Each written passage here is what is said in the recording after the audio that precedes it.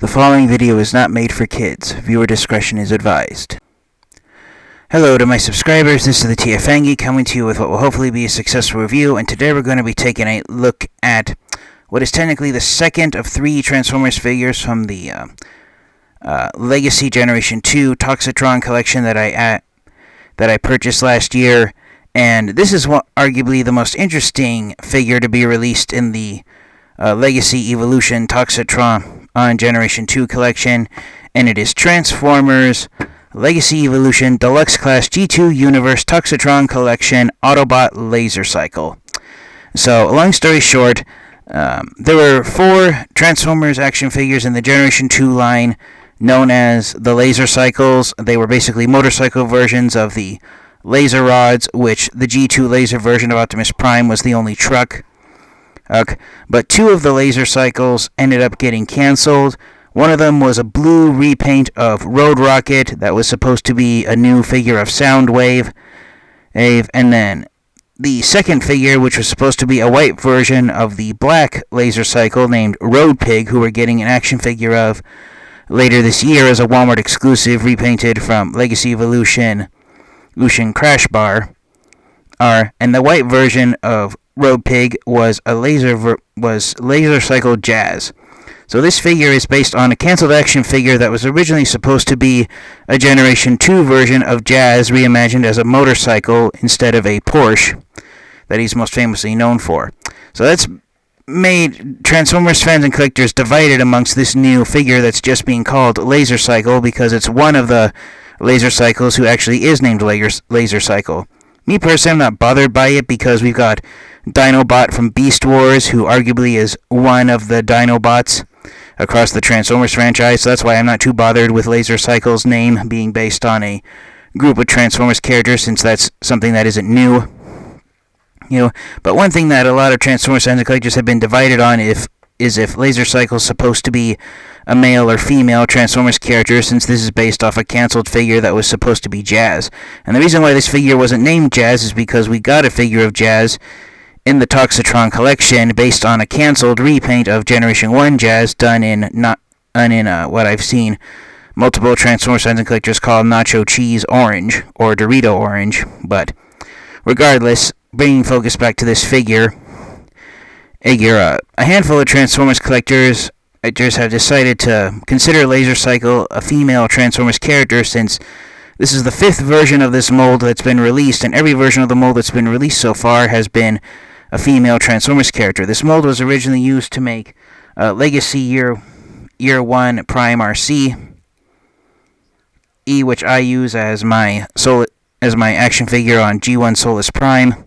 So for me personally, I consider Laser Cycle to be a brand new female Transformers character, so that's what I'm going to be referring to this figure throughout the rest of the review. I'm going to use female pronouns when describing Laser Cycle because Laser Cycle is a straight-up repaint of Legacy Road Rocket, who is, again, a repaint with a new head sculpt of Legacy Prime Arcee, and every version of this mold that's been released so far has been female, so my question is, why not?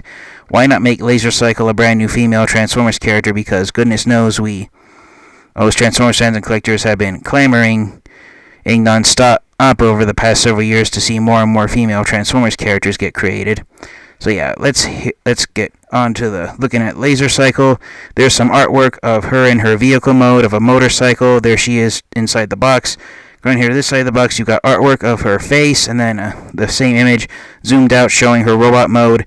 And one nice thing that I enjoy that Hasbro and Tomy did with the G2 Toxitron collection, as a call out to the Transformers Generation 2 comic books, which were being published at the time in the early 1990s, since the first half of the decade of the 1990s was the last time that the only type of cartoon animation that existed was traditional hand-drawn animation. The designers at Hasbro and Tomy decided to call out the last golden days of hand-drawn animation by making the box art of the G2 Toxitron collection figures done in the more traditional two-dimensional hand-drawn animation seen in comic books and also in Saturday morning cartoons at the time in the early 1990s. So if the artwork looks a little different compared to other Legacy Evolution figures, that's the reason why. Instead of being done in three-dimensional CGI imaging, it's done in traditional additional two-dimensional imaging. There are shadow effects there to give it a three-dimensional look, but yeah, there's Laser Cycle's box art. It's the left-hand side of the poster image for the Legacy Evolution line. I have since, in the last few days and weeks, since recording this review, have thrown out the rest of the Legacy Evolution boxes, so unfortunately I can't do a comparison with the other boxes to show the difference in it, but as you can see, the more traditional animation, it definitely makes it much more bright and vibrantly colored, and that's what the Generation 2 franchise was famous for. The popular trend in the 1990s was having products like action figures being done in very bright, vibrant colors, and that's what everyone wanted. They didn't want any colors that were dull or muted. They wanted very bright, vibrant colors, and so the pun intended, the legacy of the Transformers Generation 2 franchise is that it was nothing but bright colors galore, and so the Generation 2 franchise is famous for being among arguably the most bright and vibrantly colored series of the Transformers franchise. So here's some product photos of Laser Cycle on the back of her box. Next, there's her motorcycle mode, her robot mode. She is a straight-up repaint of Legacy Road Rocket. And then she transforms back and forth between both modes in 20 steps. Her main paint job, again, it was originally, this figure was based on a canceled action figure that was originally supposed to be Jazz, so she somewhat mirrors that look of Jazz, being predominantly white with black highlights, such as her black helmet. But then she has yellow splotches on her arms, legs, and pelvis. And she has some green slapped on her here, so yeah, very vibrantly colored layout on her paint job. You can't get any more or brightly colored than the Generation 2 franchise. So without further delay, let's get Laser Cycle out of her box and take a close look at her in her robot mode. Alright, and so here is Laser Cycle out of her box and transformed into her robot mode. She does have impressive light piping, but my camera is failing to pick it up right now. But yeah, here she is. If you have any of the previous versions of this mold, particularly Legacy Road Rocket, who was released in the Velocitron Speed of 500 line, then Laser Cycle, all she has really going for her is her new paint job. You can detach the front wheel from her back and open it up into a double chainsaw weapon, but I'm not going to do that since I've already done it with past versions of the mold. So yeah, pretty much the selling point for Laser Cycle is the fact that, like me, you can choose to acknowledge her as a brand new female Transformers character, and that along with her new paint job, that's pretty much all she has as going for her, or in terms of uniqueness.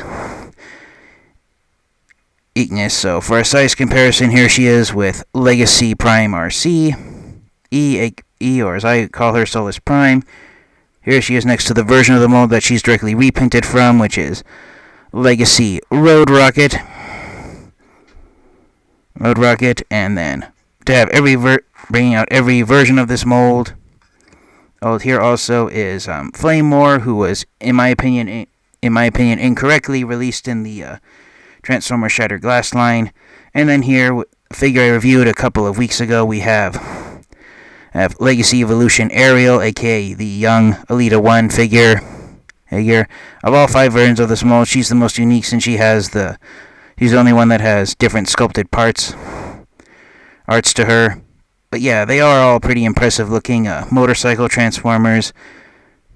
So seeing them all lined up together is pretty fantastic looking. So, but again, Laser Cycle is a straight up repaint of Road Rocket, so pretty much the selling points for her are her unique paint job and the fact that her paint job is also based off of Jazz. But that's pretty much it. I do enjoy the paint job that's used on her. It does definitely look like a Generation 2 character, even more so than Road Rocket with her mostly red and black paint job. But Road Rocket was originally a lot more red than her original Generation 2 figure. The figure had a lot more red parts than her Legacy figure. She was almost entirely red.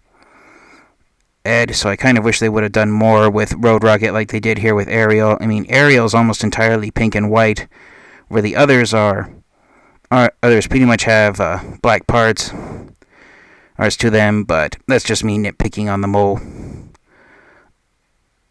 old, but yeah, I am enjoying seeing all 5 of them standing here side by side in robot mode. So without further delay, since I'm just babbling at this point, let's get Laser Cycle transformed into her alt mode and we will wrap up the review.